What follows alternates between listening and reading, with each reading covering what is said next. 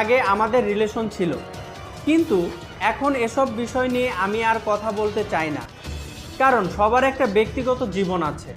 সাকিবের সাথে আমার সম্পর্ক ছিল, কিন্তু সে এখন বিয়ে করেছে, সংসার আছে তার, কিন্তু তারপরও এই বিষয় নিয়ে মানুষ ট্রল করছে। এতে করে ওর ঝামেলা হচ্ছে, আমারও ঝামেলা হচ্ছে, কারণ আমারও একটি ব্যক্তিগত জীবন আছে, আমিও একটি সম্পর্কে রয়েছি, আমার পরিবার আছে, বন্ধুবান্ধব আছে। তিনি আরও বলেন, প্রত্যেকটি মানুষের জীবনে অতীত থাকে, সবাই কারো না কারো সঙ্গে রিলেশনে থাকে, কিন্তু সেই পুরনো বিষয়টি নিয়ে এত বছর ধরে ট্রল করা, উত্তপ্ত করার কোনো মানে হয় না।